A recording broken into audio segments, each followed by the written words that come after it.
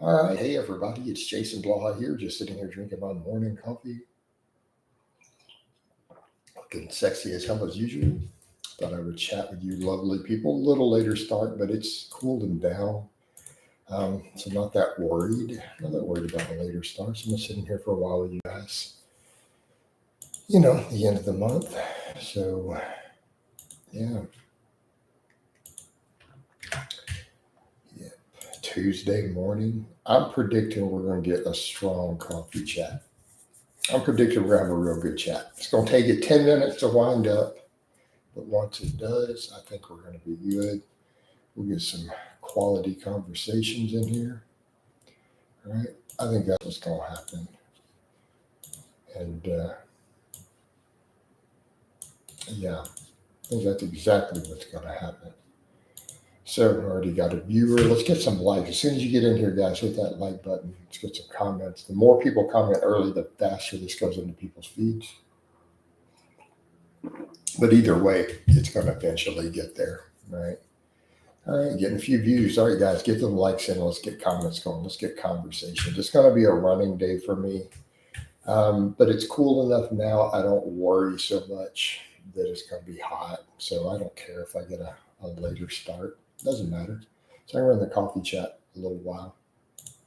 All right, we can run it a little while. Have fun with it. Probably be a lot of live streams today. Because all I really have to do, I have 2 client sheets to update. And pretty much it. So after that, it's just about content and cardio and cooking. I got to cook again today, though. That's the other thing, right? We definitely got to cook. I got to cook like 6 pounds of chicken again. I'm going really hard on the protein now. I get tired. I had to explain to someone, so I get asking silly questions. They ended up being kind of trolly, though. Like, well, why weren't you protein overfeeding before? And it's like, man, I don't always want a protein overfeed. But I should be recomping a little from it. So yeah, you guys saw the meals yesterday. That was the interesting thing as I've been hitting the protein a little harder, especially with the fasting. My appetite is getting lower, so that's been interesting. So we'll see how that pans out.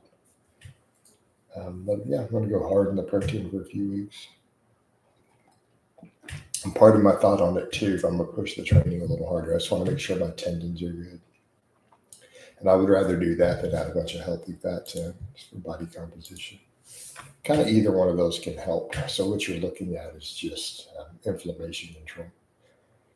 But keep the antioxidants high in my diet. So the thing is, keep the vegetables super high, all right?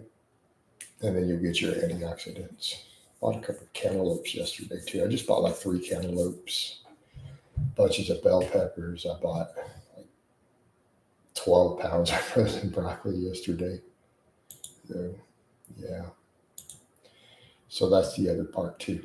Antioxidant status, kind of a big deal. All right. There we go. Likes are flowing in. Let's keep them going, guys. And we'll get questions coming up. If we're getting likes, so we'll get questions. We already know how that works. Hold on, let me do a little bit of posting while we wait.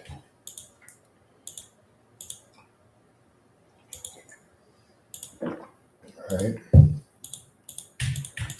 But I think that was fun yesterday. We had a really long afternoon live stream. I'll be doing a lot more lives for you guys. All right. We'll do a lot more lives. That's weird. We're getting more likes than views. That's some weird stuff.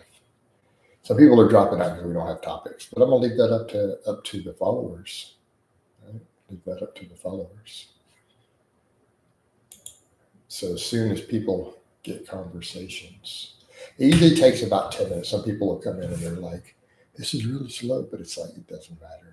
It will pick up. So usually that's what I find. Usually by that 30-minute mark, the coffee chats really kick off big time.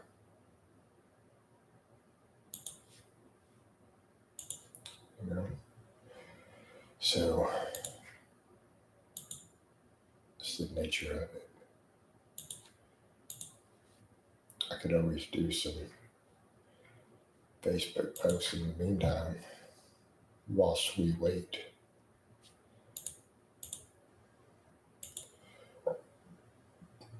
This is always great. Oh, there's Carol chiming in. Someone asking me about white rice in there. Oh, guys, white rice is not a problem. You know, the thing is, we can make good cases for brown rice. Sometimes the problem with too much brown rice is ultimately the issue I run into. It has such a profound laxative effect. It's not viable. It's a major calorie source. I mean, it can be for weight loss, but you can be on the toilet a lot during your eating window. White rice has the perks in that, again, we're getting good, clean starches or training fuel, which we need. But white rice is really easy to cook and make taste good. And it's a great carrier for your vegetables. In other words, if your goal is to get your vegetable intake super high and you're not looking at the carbohydrate itself as the major nutrition staple, white rice works great because you can load ridiculous amounts of vegetables in it and still make it taste good. And it fluffs up really well. So it tends to be twice the volume of brown rice. And I think we forget that too. You know, brown rice can have really, it's slower digestion. It also has that fact that really cleans you out. But white rice has the perk of being fluffier. So it's more food volume and it's a great carrier for vegetables. Like you can load a lot of vegetables into it. And it takes less sauces to make it taste fantastic, right? So like my key to brown rice, you know, when this comes up, I can make brown rice taste delicious, but it's the soy sauce and the honey I use to pull it off. Well, you do get all that in there, and then you can have a fairly high sodium content, depending on what you're doing, which is what I've been doing. But I may not need that so much with it cooling off. But like for me personally, if I want brown rice to taste really good, that's how I do it.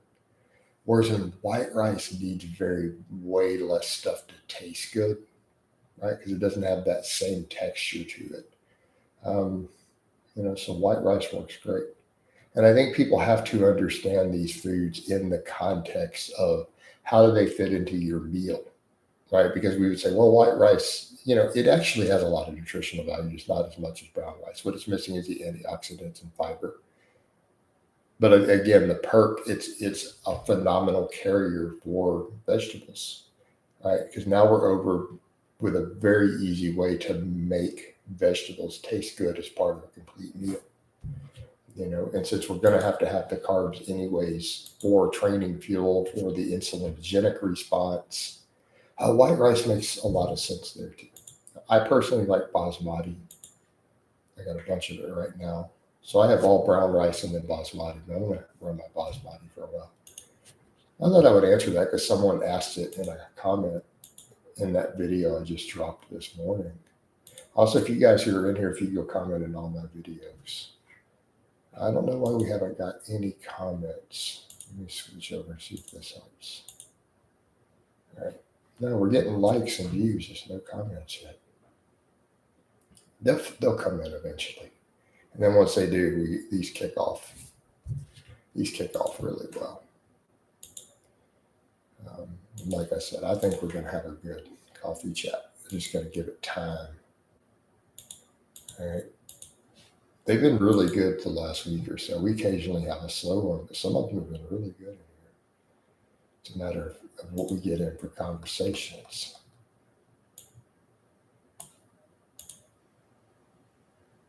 All right.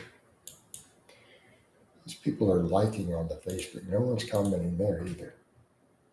It's funny how that works.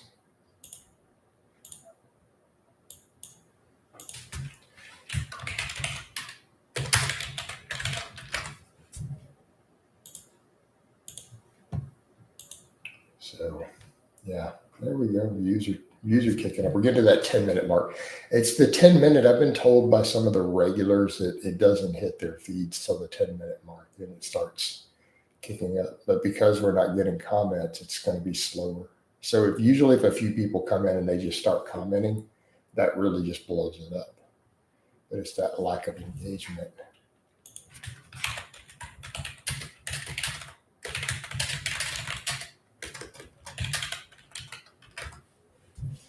Right? Sometimes we got to say that. Got to let people know. Got to let people know.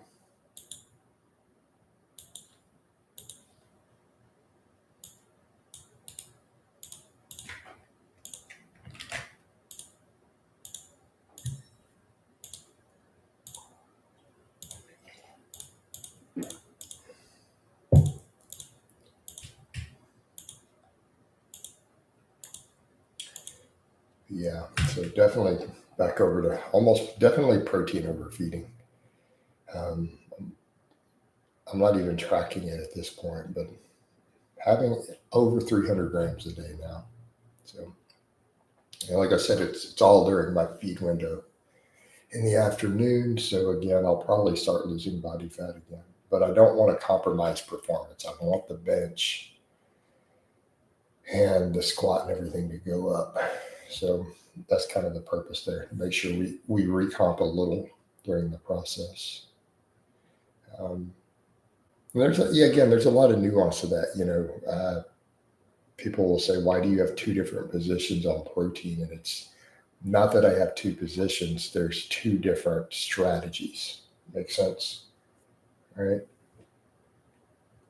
It's two different strategies.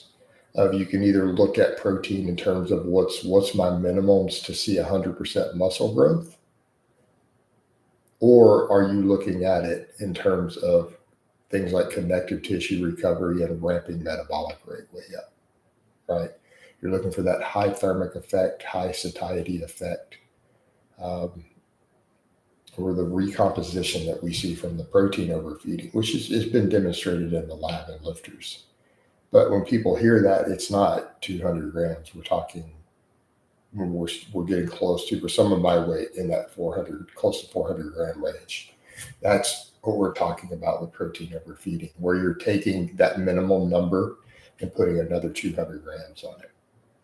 So let's say your other number is like 140 for gaining muscle, of taking that and throwing 200 more grams on top of it. That would be protein overfeeding. So that we have a context for that statement. Right? Right. So this is still very slow so far. I wonder why this one's a little slower. It's been really good the last few days. I wonder if it's not hitting feeds. Maybe I need to make a community tab post. Let's do that.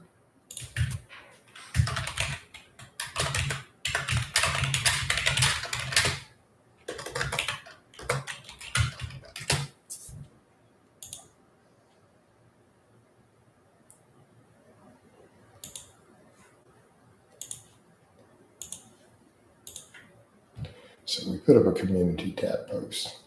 I don't ever have one get this far with no comments. This is a first. We're 13 minutes and no comments yet. We got likes though. That's strange. There we go. Finally, there we're getting some questions. Atlas says, thoughts on using the Buffalo bar for bench press? I've done it.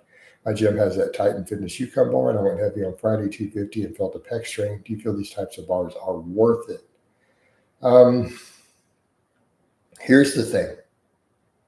Good morning, Coach. Good morning, Dropkick. Everybody's kicking. As soon as I hit that community tab, then we're getting these. Hit the likes as soon as you guys get in. Your new posters, we haven't got likes in 10 minutes. Please hit the like for both you guys. They can be, but the thing is, you have to have a really good form to use the Buffalo bars for benching.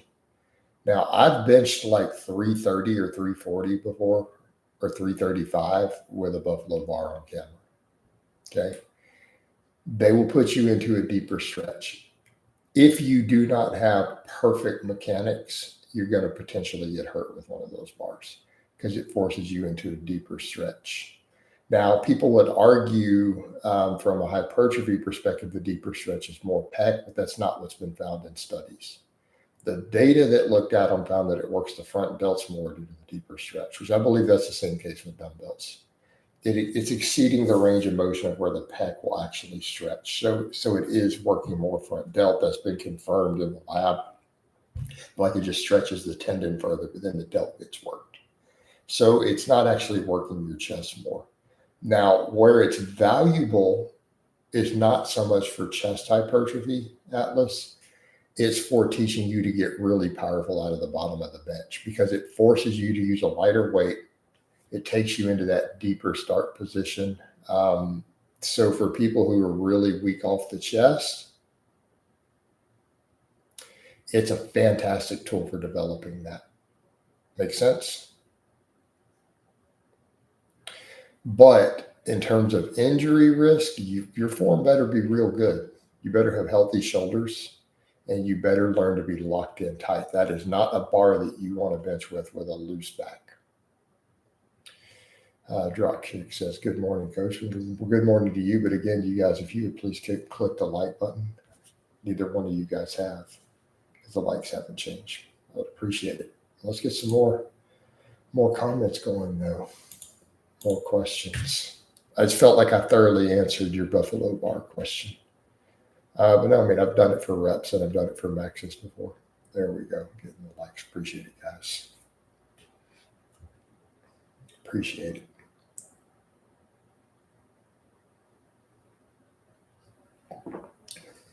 So, see if we get any supers in here this morning. We got a small one yesterday. Never know. Never know what's going to happen with those. I laugh. It kind of matters on the end of the month because this is the last of the building cycle. So any supers I get today, I'll get in like 3 weeks. If I get them tomorrow, I'm not going to get them for 7 weeks. It's funny. Last day of the month for all my social media.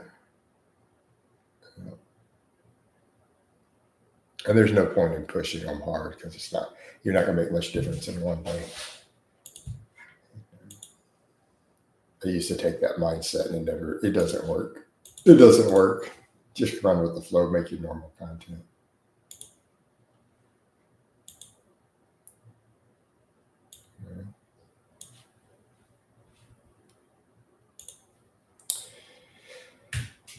So what do you have going, Dropkick Jesus? At least you dropped me a good morning. That's a comment. At least it's something.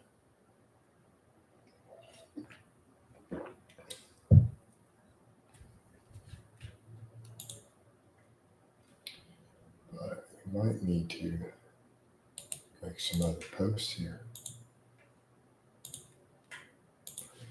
I know. I'll make a picture post for the Facebook. All right.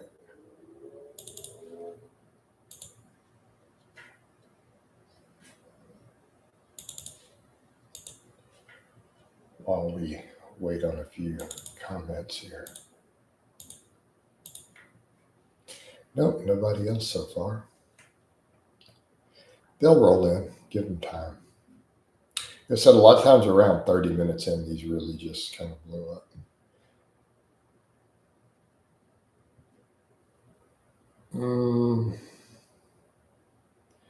Atlas says, if you had to pick between a Windler 5.3, well, I know you got 5.31, or conjugate for an intermediate, what would you suggest? I love 5.31.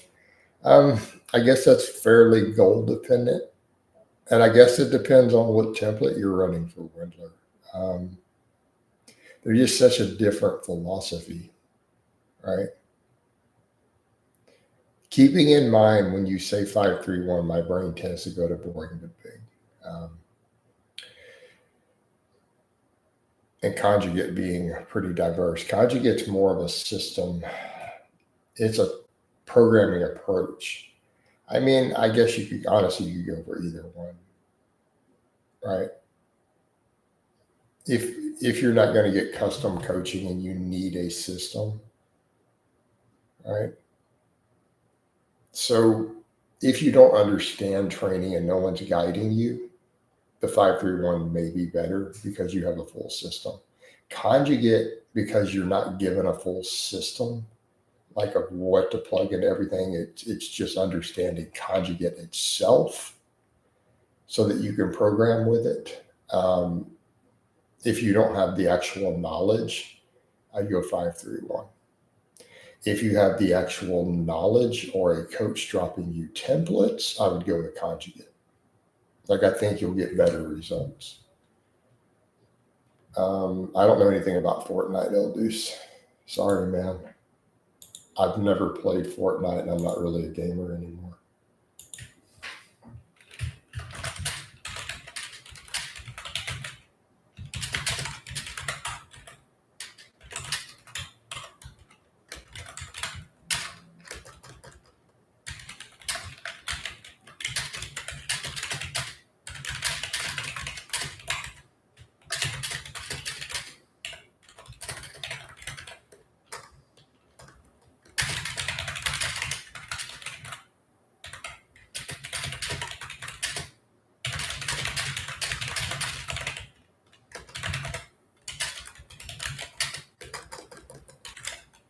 So you guys making a Facebook post while we wait on more questions. This is Philip from Brazil. Charles says, "What's up, Jason? Hope you're doing well." I am, man. Sun's not up yet, so I look really small versus the other lives when it's. If you haven't chimed into the afternoon lives, I get a laugh out of that, Charles. I look so tiny in the mornings, and then the afternoon ones, my arms look 2 inches bigger, and then I get the veins the size of my pinky running all the way. It's kind of funny. Speaking of specialty bars, how many do you have? I own 14 barbells, including all the Texas Power Bars, the meat legal, all 3 of the meat legal ones for the 3 events.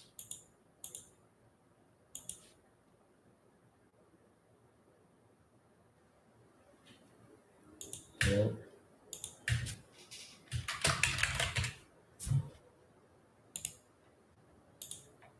I want to sell some of them though. Honestly, I have bars I will never use any of my football bars again. I have 3 different multi-grit bars. I don't use them. I don't use my trap bar. So it's like I probably only have 10 barbells I'll ever use again. But I have those. I've obviously got a Buffalo bar. I've got the 3 Texas bars. I have a couple different Rogue straight bars. I also have a Rogue deadlift bar in addition to my Texas one. I've got an axle bar. I've got a rackable cambered bar, McDonald bar, safety squat bar. 2 different easy curl bars. I got a few barbells. I have a few. Then as far as loadable dumbbell handles, I have 3 different, all 3 sizes that Titan makes, the 3 different lengths. I've got all the way up to that one that's that long, that'll hold like 250, 300 pounds or whatever. And yes, I could load it up to that. I have enough plates. I have like 24 10-pound plates, something like that. So I have a Titan camera bar. Do you think the spider bar? No, I don't see a use for the spider bars personally.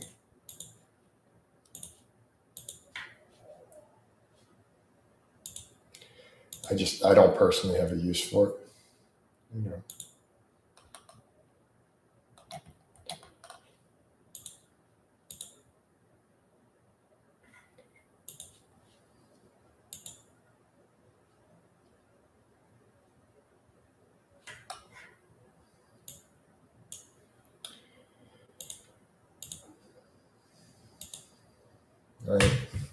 I've just never been impressed with them. I don't really see the point over an SSB. Like I really just don't see the point.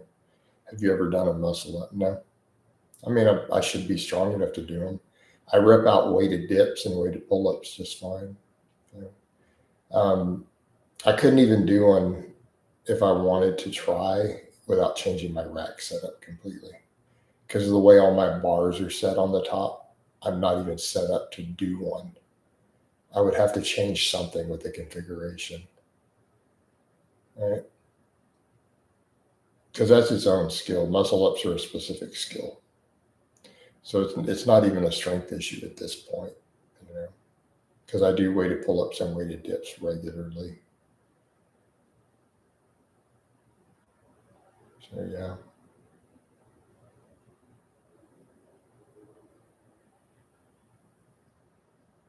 You know,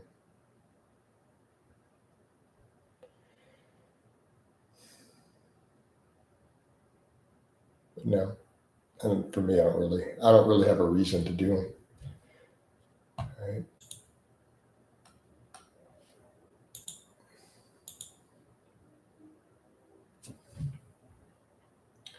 So I don't have a reason to do them.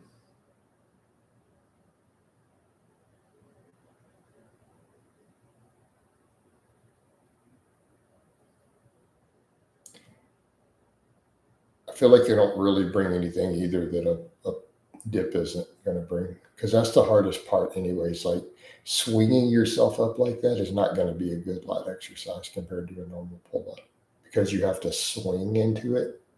It's not going to build lats the same way a pull up will, not to the same degree. So it ultimately just becomes an athletic dip, you know?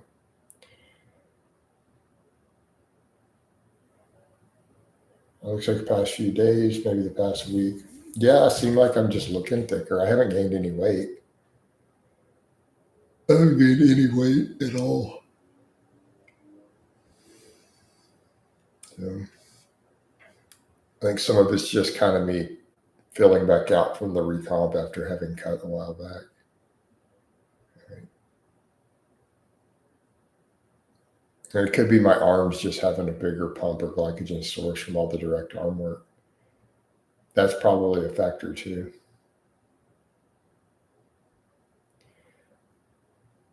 Are planks necessary for strong core? No. No, they're just another exercise. I'm going to refill my coffee. I will be right back, guys.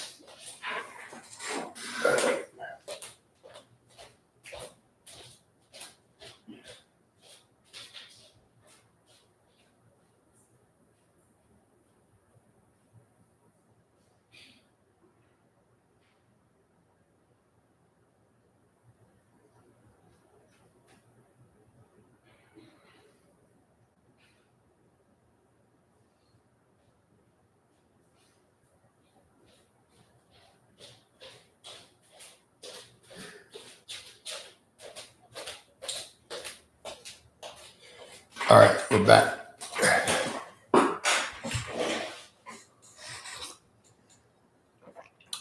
All right, a bunch of you new guys in here haven't hit like, because we were at 4 likes and there's like multiple people commenting and there's no more likes. Come on now, guys.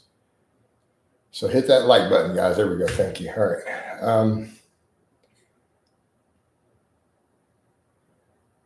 Desmond says, I seem to be able to handle oats and honey 45 minutes before squatting. Is this okay, or should I let it settle longer? It's up to you, man. Pre-workout digestion is a very individual thing. Okay.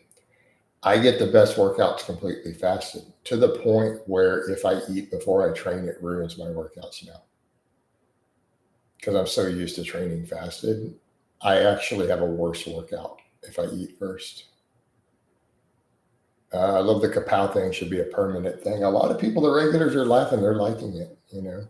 What's funny is when you vote someone out and I let everybody vote, they're like, I get all into that. Okay, I don't want to be here anyways, you loser. And it's like, I banned him. And I'm like, but you're the one who's banned. Who's the loser? You literally got voted out of my stream by the other people. Imagine being so much of a Tylenol eating loser that you got voted out of a live stream for trolling by the regulars. Come on, dude. But you got to look at that and you got to wonder, you know, what are they doing with their lives if they're just going to come in a stream just to troll? Like, that's next level loser stuff, you know? It's one thing to come in a stream for someone you follow to ask questions, you know, and to learn things or be part of it. Another thing to just be a hater. Like, that is next level loser stuff. I would never do that. You know, it's just really weird. Yeah. But back to Desmond's question, it's a very individual thing. If you tolerate them just fine, then by all means. There's a lot of variables of pre-workout nutrition. Coach is good. Appreciate it, Peppermint. Drop that like, bro. Get them likes up. This stream started off super slow. We didn't get the first comment for 13 minutes. We had 3 likes and no comments. And even now we have all these comments and have still only picked up 3 more likes. It's kind of funny. People be stingy with them. I don't know why they're so stingy with them. Why they like that. It's a very strange thing.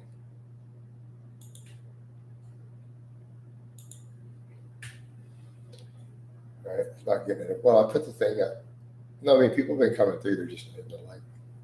What's funny is I've been screenshotting hater comments and put them up on Facebook too.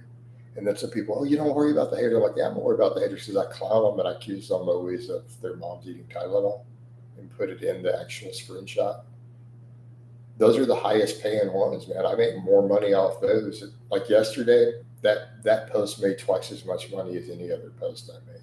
Like seriously. I don't know why. Right? Notice the other day regulars were in and we had fewer likes than regulars. Yeah, not naming names. Well, what's up with that? Hey, Lars, hit that like button, man. Come on. Get it flowing. The likes are a little slow. Because we had 3 of them before any comments. Right? And so only having 6, 20 minutes later is a little slow. Yeah, we got to be honest. I appreciate it, man. But yeah. Yeah. But definitely rotated back over to protein overfeeding the last few days. And the difference in my appetite, like when you're eating a bunch of whole foods, like or you're eating a bunch of vegetables, I'm noticing that. And then you protein overfeed, you're not hungry. Like I have no appetite in the afternoon doing it. That's right. It's because you regular as me, you're slacking on that like button.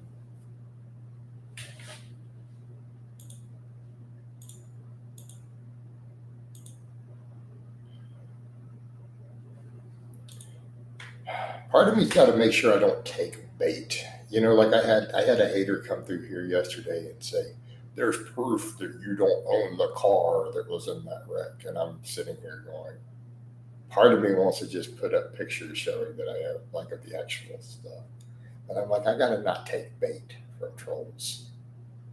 You know, I gotta not take bait. It's ridiculous.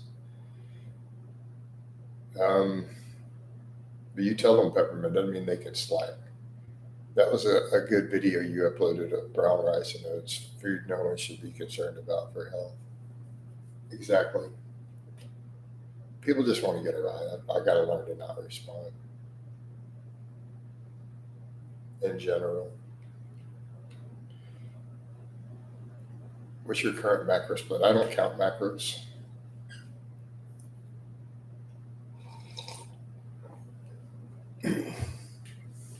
I don't even know my current calories because with all the protein I'm hammering down, I couldn't tell you. I can tell you that my non-protein calories as of the last few days haven't been over 1,500. Like, so not saying there aren't some carbs and fat in my protein sources, but for example, yesterday, if I were to total up everything that I ate that wasn't a protein source, meaning chicken breast, fat-free Greek yogurt, protein powder, I only had about 1,500 calories, right, of those non-protein, but I had a ton of protein. Normally my maintenance is like 3,500 plus, so I don't know. With the protein overfeeding like that, the scale might start dropping down. And even today, I'll probably just do, 2 cups, dry cups of basmati rice, half a cantaloupe, tons of vegetables, and then just protein. Force down protein. We got more protein powder. Alan, yeah, it is. Keep in mind, the people who hate me are convinced I make no money. They're convinced I'm in Section 8 housing. They're convinced I'm on welfare. So it is important for their narrative for me to not own a car. Like their narrative spun around the legend of Jason Blaha doesn't allow, it can't be true and for me to own a car. Makes sense? So yes, it is very, very important for their narrative, for the fictional persona they've created, that persona cannot own a car, because you can't own a car of that value and get welfare. Make sense? So their whole story falls apart. So yes, it is extremely important. If you're obsessed with creating a story, it is absolutely vital to their story. Now, keep in mind, they're delusional ass liars, what they accuse me of. And ironically, there is literally no Section 8 housing in my neighborhood, to my knowledge. So it's quite strange. But you'll get haters who come through and say, we've proven there is. I'm like, I've looked it up. There isn't. What are you talking about? You can claim it all you want, but there isn't any. This has not meant to be controversial. What's your thoughts on the sugar diet? I've gone into quite a bit of detail on the problems with the sugar diet.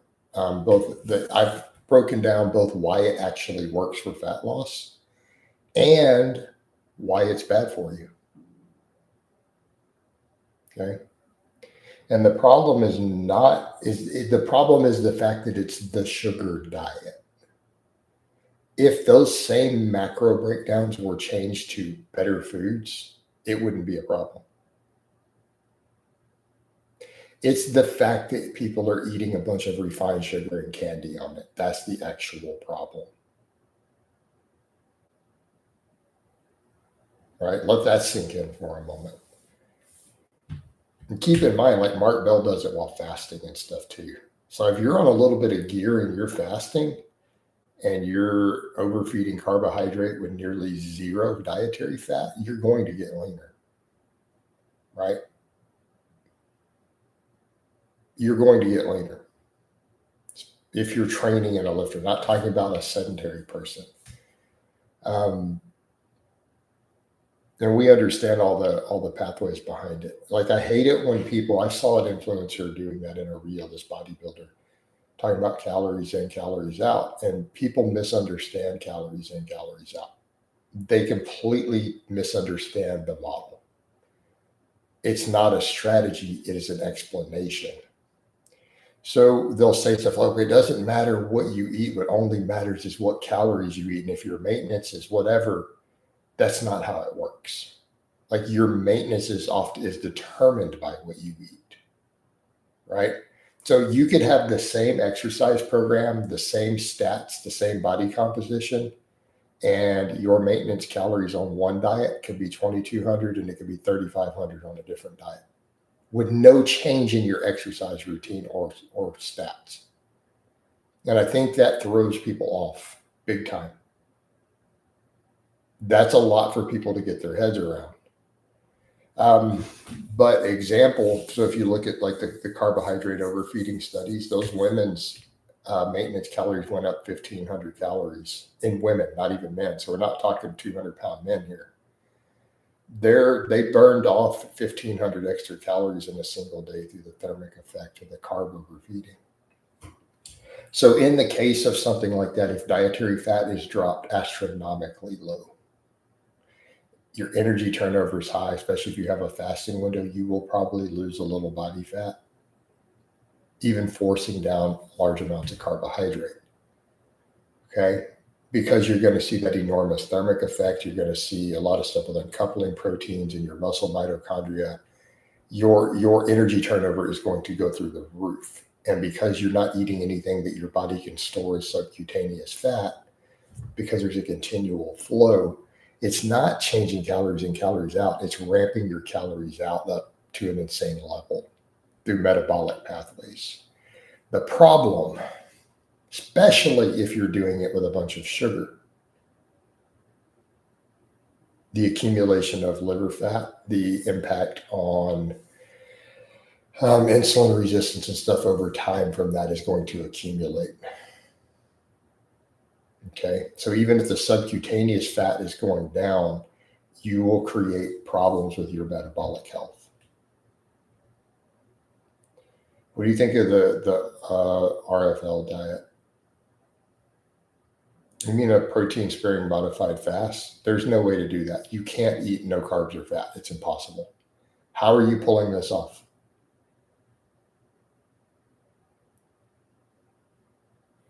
Well, no, straight edge, not just that. You got a lot you got to watch out for. Okay. It's a lot. Well, the veins don't even look big in the dark in the morning. They're small. They'll get bigger. Check the afternoon yesterday. I had the size of my pinky all the way up in the afternoon one yesterday. So carved up.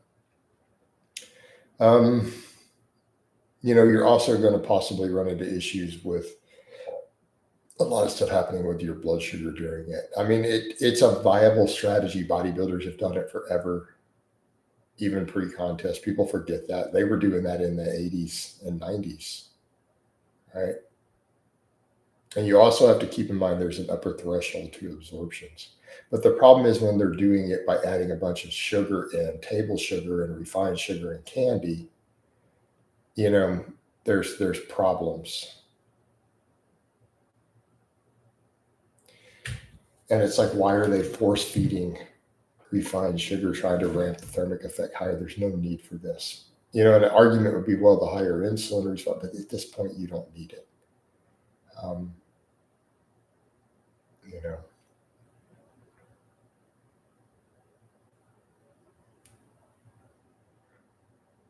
right, dudes at my gym say a 10-minute walk after eating fruit is mandatory for blood sugar control blood sugar levels. It's BS. Is walking after a meal can it be beneficial in some cases? Sure, but is that mandatory? No. How out of shape are you?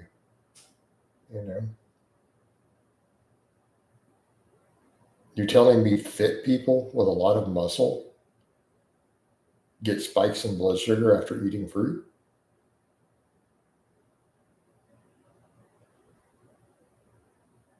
You're telling me metabolically healthy people who lift weights have this happen? I'm going to call bullshit. Prove it. Prove it in the lab.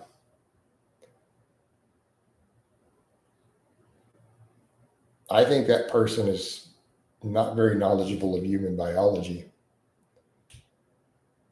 So that's a very strange thing, right? People will say that, yeah, Peppermint, you have a biology background. When people literally say stuff like, oh, spiking your insulin levels, they better be talking about spiking it with a needle. You can't do it. Like if you've gained 25 pounds of muscle from lifting weights and you are in good shape, you can't spike your insulin levels with food. You can't fucking do it. You have to use a drug. You have to inject insulin to spike them. You cannot do it with carbohydrate. Your body will not do it. Your insulin sensitivity and disposal is too high. You're too efficient at it at that point. So they'll say it is a negative or a positive. Well, I want to spike my insulin. Well, how are you going to do that? Lose 30 pounds of muscle?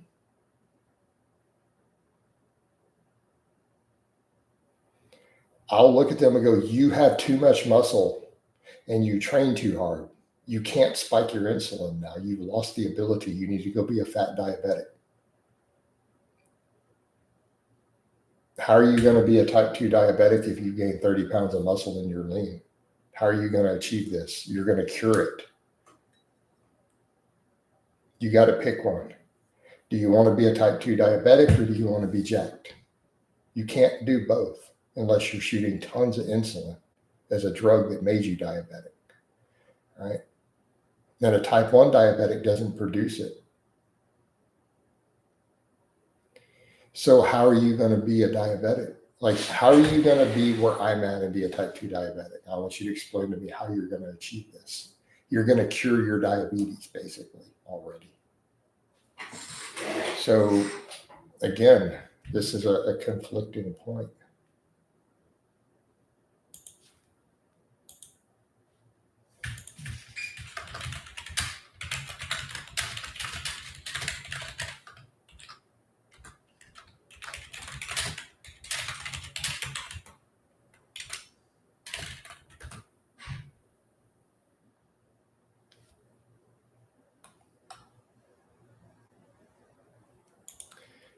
So you got to pick your poison. It's like you can't be jacked and spike your insulin levels with food.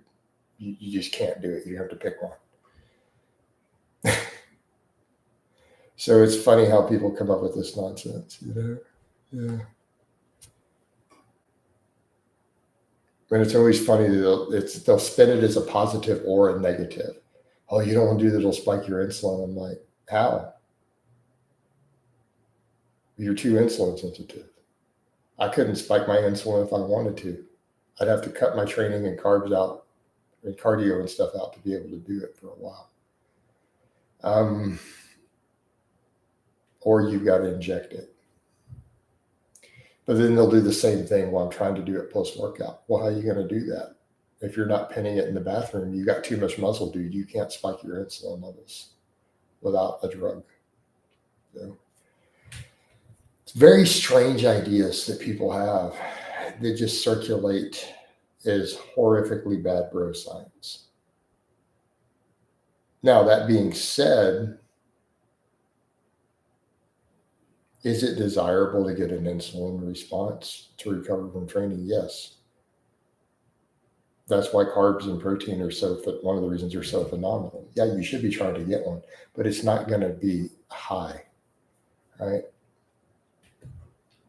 Now, people who are insulin resistant, now if you do a keto diet, you can, because if you do really high saturated fat, they tend to have high circulating glucose and insulin because they've created insulin resistance to the excessive saturated fat intake. So they can produce it, but they're not metabolically healthy. And as soon as people who've done those sort of diets add carbs back in, they become type 2 diabetic. So that's a downside. So people on the carnivore diet now, when they're forced to come off the carnivore diet, when they have the other health problems, they're going to become type 2 diabetics oftentimes as a blowback afterwards. And they forget about that part. They really think they're going to stay carnivore forever. And what they're missing, like I saw a doctor the other day. I'll get to your other question in a second. I saw a doctor who also has a background in nutrition. He makes a lot of reels. So he's an MD, a general practitioner who also grabbed a nutrition degree. And he was pointing that out. He's like, you have all these horror stories. And, so all the people who do carnivore, but look at all the success stories. He's like, but you're in your circular groups and these are short timers. He's like, what about all the horror stories like this guy and this guy who are writing about the enormous health problems they had and had to come off carnivore? They get silenced in those groups, and because they also have problems, they're not posting in them regularly.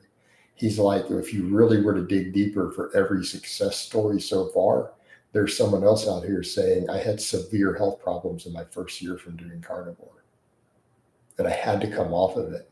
I get it in my comments, by the way. Some people are like, dude, I did it for 2 years and my health got worse after the first year, and I stuck it out, and I had big problems, major problems with my gut health and other stuff. And so what ends up happening, so people who do these sort of diets, they're creating, even though they may be getting leaner, they have insulin resistance and atherosclerosis accumulation. And when they're eventually forced to get off the diet due to some of the other complications, they're now insulin resistant and they have to eat carbohydrates again because they can't do the carnivore anymore. They got to get their food somewhere. Creates a problem. Desmond says, I'm doing 10 sets of calf raises per week, but my calves aren't used despite maxing the machines out. Wait, what gives? I don't know, man. I need to see what's going on. Do you do any sled work? How much do you squat?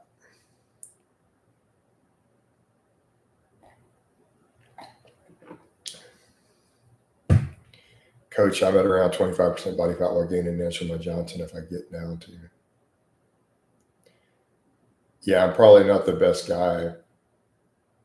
It's not like I don't have nudes out there. I would not want another inch. I already had one ex who she couldn't take all of it.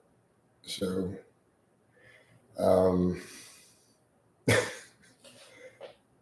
she couldn't take the last inch most of the time. So, yeah, I don't know what to tell you there, dude. I don't know how to help you, man. All right. Squatting 90 kilograms for us will keep getting stronger. If he gains 12% more body. I think because people say that they look smaller or something when you're fat because the fat hangs. I don't know. I'm not really sure how that works. Like there's some metric that people came up with for every whatever amount of body fat that you perceive it as smaller when it's limp or something due to the fat. I don't know, man. I've just never stood around worried about my penis looking small. Like you know, I can't relate to this conversation, guys. Sorry. What's up, Ryan?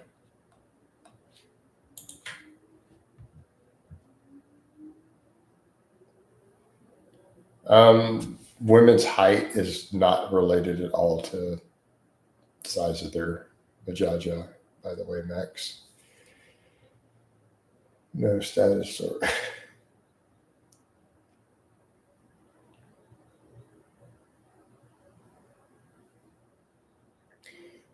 yeah.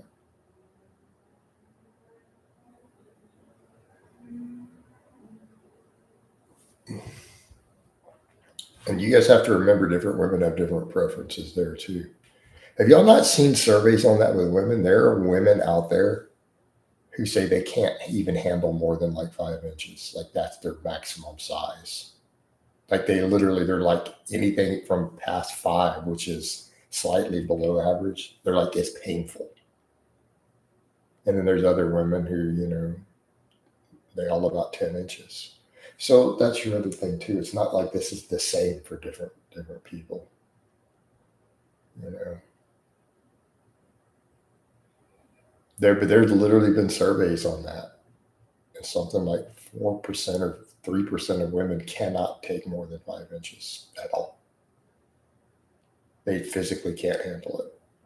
You know. So back over to real conversations. Atlas says block pulls with heavy chains to increase weight at lockout really helped my deadlift this current measure. Okay.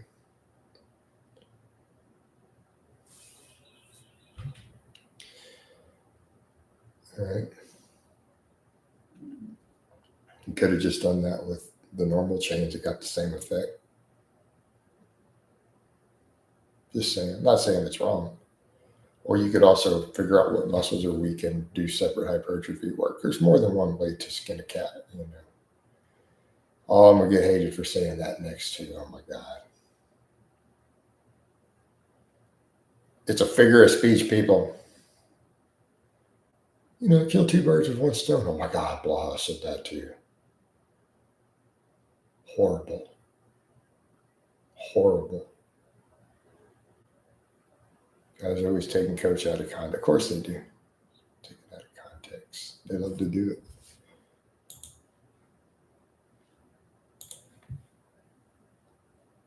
Have you ever deadlifted with a wagon wheel? No. I've never even seen one in person.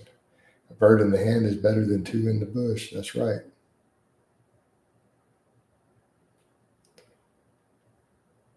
Advice for long femur lifters looking to gain mass.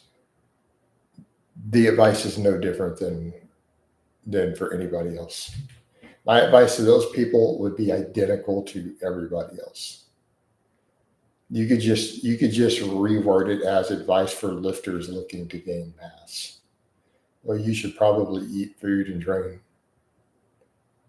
Do you think you could deadlift a small car? Probably not.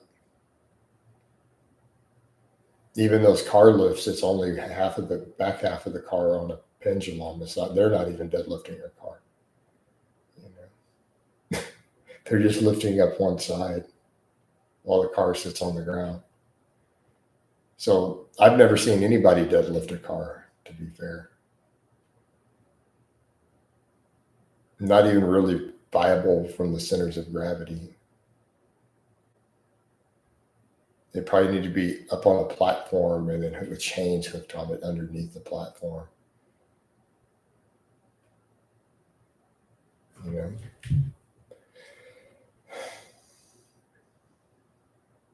Have you ever trained with stronger men implements? Yes. I have. Old Scottish giant Angus from your maybe. It's all about that center of gravity, though.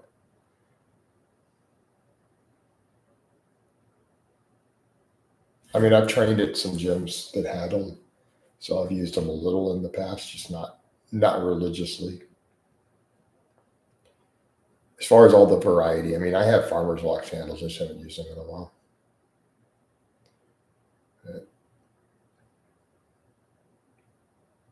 Right. I don't think I've trained at any gym that had the Atlas stoves. Yeah, I did a little bit. One of the gyms I trained at for a little had some a little strongman shed. You know, they had their farmer's wax handles and you know, the log and everything. I messed with some of that a little bit for a while.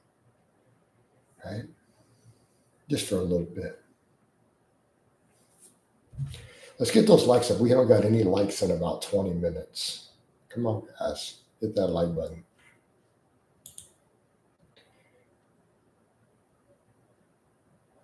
All right, it says last day for work this week. Get my 5-day break of service. Made 2 years. Nice. Good stuff, Ryan.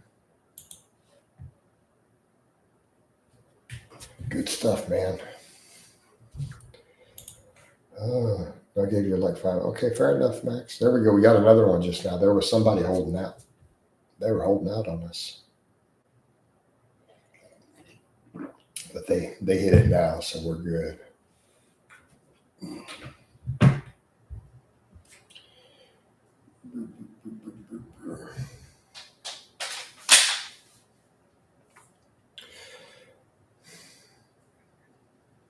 There we go. If you're signed in, give Coach a like, you lazy cookie cutters, right? Tell him. I'm just running today. No, I only lift on Monday, Wednesday, Friday. I might mess with little bands or something though. But I'll go run here this morning. We'll get a good little run in. All right. Yeah, we're not gonna hold out for that.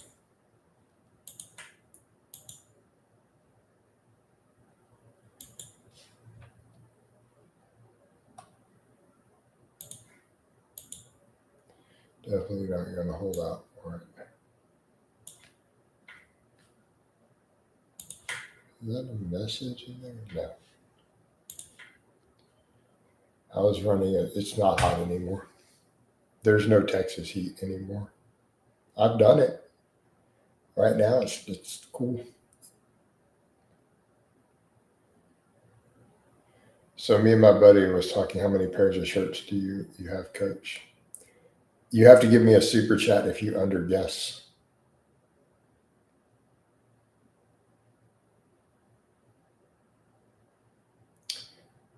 He put a bet.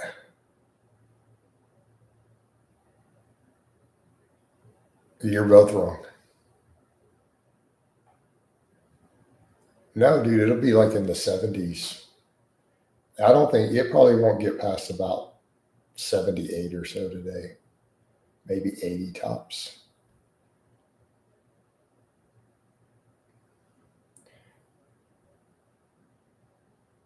Right. I mean, if it was worth any money for any reason, I would just go take a picture in my shirt area of my walk-in closet. I have more than 30 shirts. Yeah. And those people know because I don't I probably have 50. Yeah. That's probably pretty accurate. I have 4 of this exact shirt, by the way. And I have it in red and I have a blue one also. But the black one, I have 4 of them. Like just black button-up shirts, plain black button-up shirts, I probably have 5 or 6. All right. I mean, T-shirts, I probably have 30 to 40 T-shirts. Button-up shirts, maybe a dozen, so on. Doesn't I notice that no one squats or deadlifts in UK gyms? Yeah, I have merch. I don't really sell that much of it. They're underneath all the videos. They're old. Some friends and other people made them some time back. I don't have a graphic design person right now. Eventually, I probably should kick that up and get someone to make some stuff.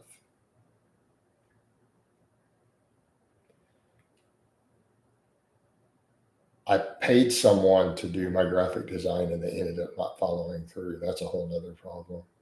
So they were going to design some merch. And they ended up not doing it. And I'm like, are you serious? You know, and no, I can't really get that back. It's just, that was years ago. So yeah, I did give someone $500. Yeah, it's underneath all this stuff, dude. It should be built into the videos. Let me check. Let me go look at one of it. Let me just look at my newest video. I'll hit the link and see if it appears. Yeah, I see it under all my videos, not necessarily the live streams. But I just clicked on the last video I uploaded. I'm watching it right now in another tab, and all the merch is under the video. So it's all there. Yeah, it may not be under the live streams, but any of my other videos, it should. Yeah. Yeah. It's a crazy pepper, and anyone with a slight bit of size is 90% on gear use in the UK. I mean, yeah, I saw the surveys on that gear use is pretty much the norm there. And a lot of them don't even look like they lift. Like, it's crazy. Like, dudes who look like novices be using gear in the UK. And I talked to the guys, like, I was shocked. Like, a couple of these guys I knew who were, how do I put it?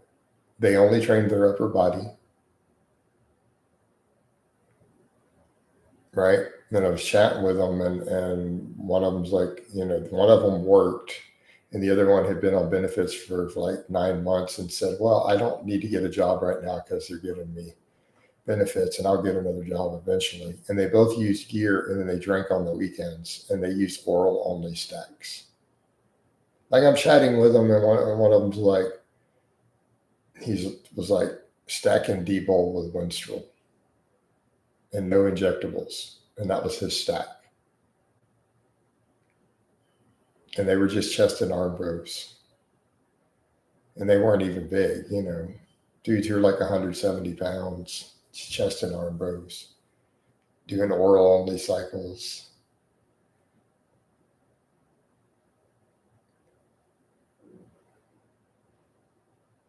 Hey, Des, what do you mean? Are you asking me to tell you for sure? There's no way to answer that. Because you're talking about, like, are we supposed to figure out what percentage of them? I mean, that would require a lot of math that we don't have the answers to.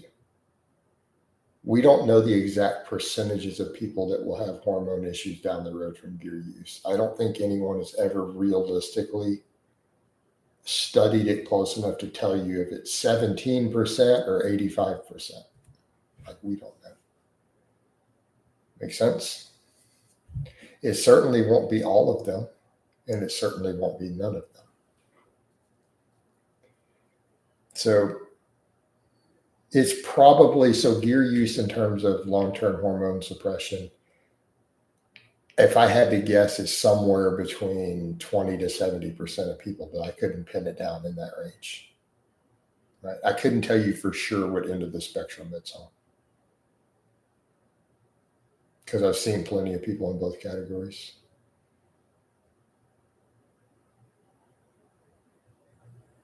Yeah. I'm scared of gear usage as a novice lifter after seeing cancer rates. I've never seen real connections to cancer other than orals. Watching all my friends go bald and have health issues, but they're all insanely ripped. I don't know anybody who stays insanely ripped.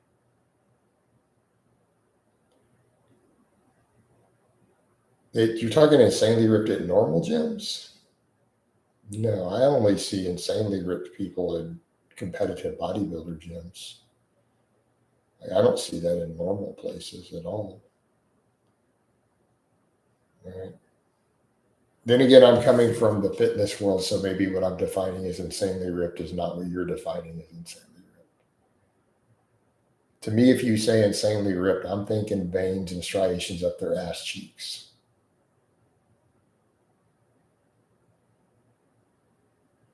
Like, so to me, if you say insanely ripped, I'm assuming veins all the way through their lower abs, all the way up through their obliques. Like, to me, that's insanely ripped. Not just, like covered in veins top to bottom. Like every inch of their body is covered in veins. Perhaps moderately ripped. Yeah. But I'm coming from the fitness world, so maybe I'm going to have a different, even though I'm not a bodybuilder and I think bodybuilding has its problems and I'm not into it. My perception is someone who's been around this my whole life. No, not after some sets. Do they wake up with veins running from their penis all the way to their belly button? like veins everywhere, like veins. It's like, that's insanely ripped. Like, do they look like they could step on a bodybuilding stage? Well, you know what I mean. Yeah. I mean, having some veins in their arms is not insanely ripped. Yeah. But again, we come over to the perception of a novice.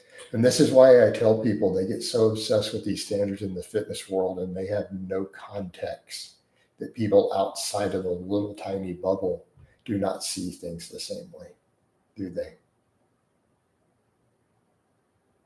Right? Yeah, I'm still level 1.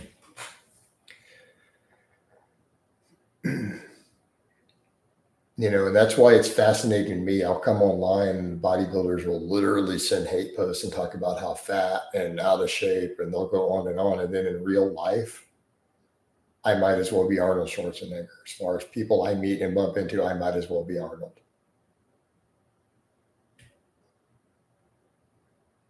Yeah. Yeah. But on the internet, people be like, you're just like, you look like shit. You look like a middle-aged guy who barely lifts. You look like a donut. You look like a bag of potatoes, It's just really strange. Bodybuilders are losers. A lot of them are, man. Is there a downside to supine rows? It's not obvious because of more bicep, less axial loading. Why would it be less axial loading? The issue is bicep ruptures.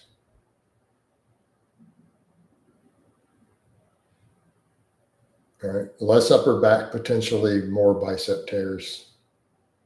Right.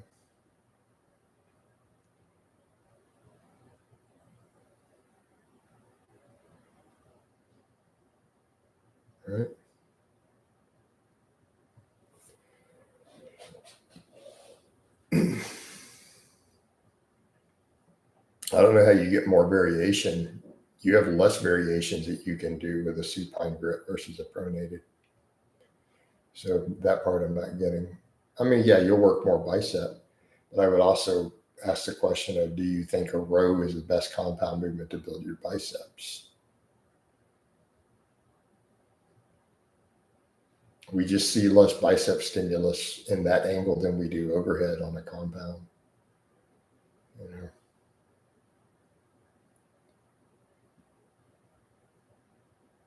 Yeah, but you have less grips that you can do underhand grip in terms of grip width. So that's by default less variation available in that position. But the other question is, is there a reason you need the variation? But the biggest concern is, one, is it really enough extra bicep to matter compared to other movements? It's still a row. Number two, again, the risk of bicep ruptures. They're relatively common on underhand grip rows, right?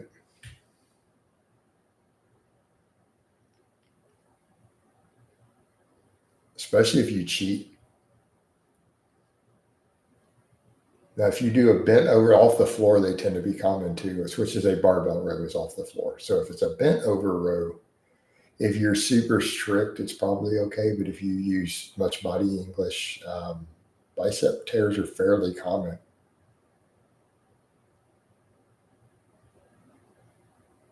All right.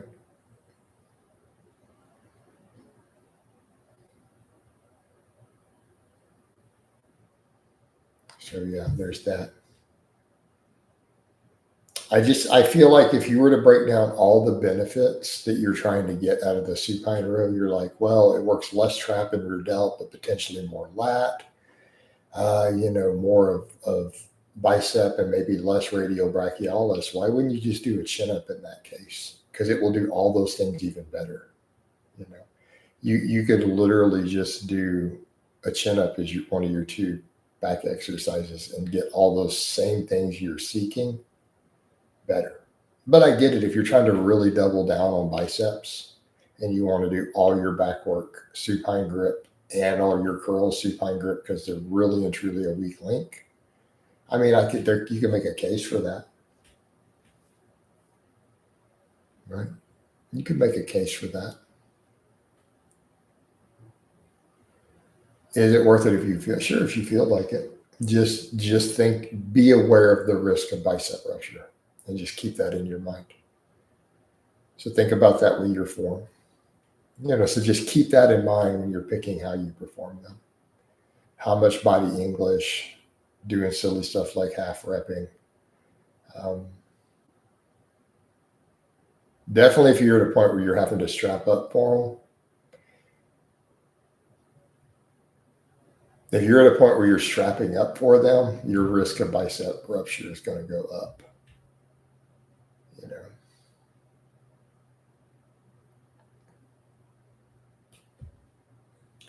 I mean, I've done them. So let's just be clear. I've rotated them in before. I've done them myself. I don't advocate them off the floor on a pen leg row. That's your real big risk. Like there's just nothing to justify the risk to the bicep at that point. There's plenty of back exercises you could do that don't risk the bicep. Morning, Jay. What's up, Callum? How you doing?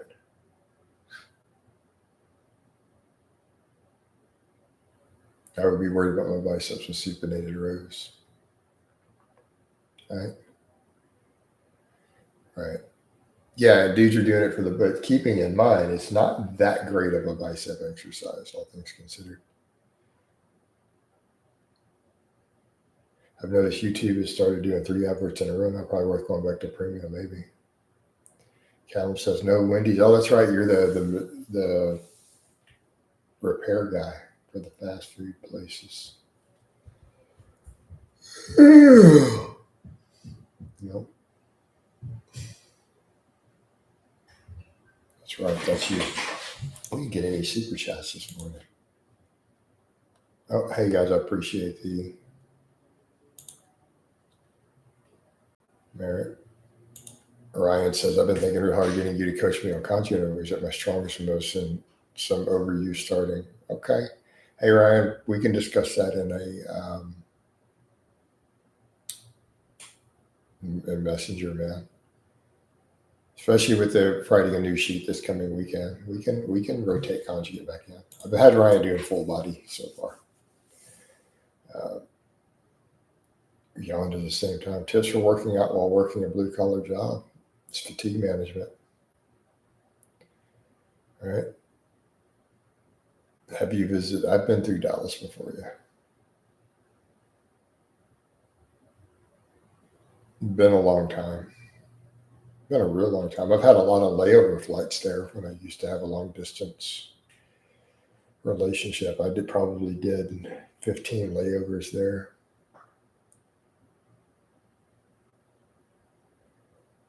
Yeah. But I haven't been through Dallas in about 20 years. Drop kick. It's fatigue management, sleep. Make sure you get quality food. I mean, you adapt to it like everything else. All right.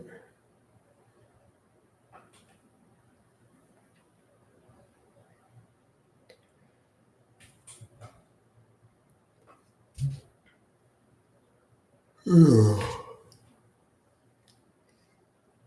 It's a pipe fitter.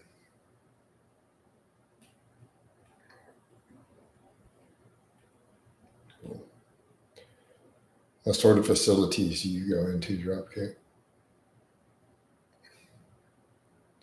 Actually, maybe don't promote ad blockers on Coach's thing, right? Yeah, why are you promoting ad blockers on my stuff? You don't want me to get paid? Max trying to take money out of my pocket. Man. You should drop me supers to compensate, Max.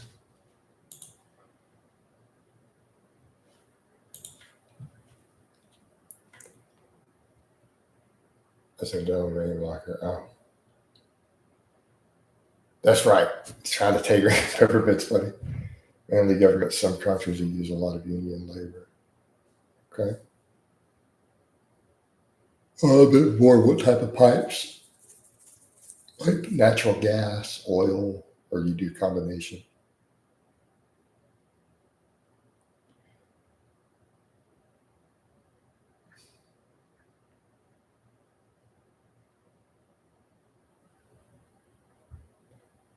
Okay. Hey, coach, are you asked to choose between diet and training for longevity and overall health? What do you choose as the most important? I don't think you can cut either one out. Right. I mean, I could make the argument for training, but if you're just eating garbage, that's not going to work if you're fat from it. So on and so forth. We could argue about diet and antioxidant status and all that, but if you're not exercising, you're still going to be. It's like this isn't a workable question, right?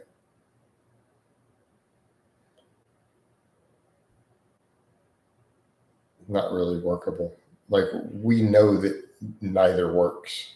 Not saying you have to lift, but you have to be highly physically active to have longevity. Like that's been found repeatedly. So you can't remove either one and get good results in that case, unless you just got insanely lucky with genetics and luck. All right.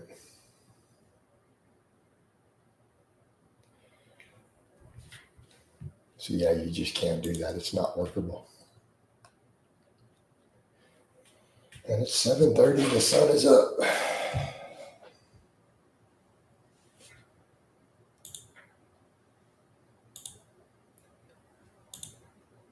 Might want to wind this down.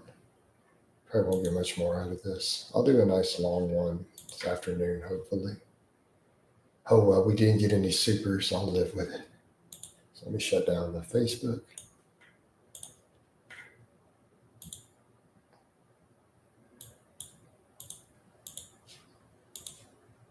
How many grams of chicken breast equal 1 gram of what? That doesn't even make sense. There's no exchange ratio. I've never seen anybody develop insomnia and turn sweats from chicken breast. So, what a silly ass question. All right, guys, we're out.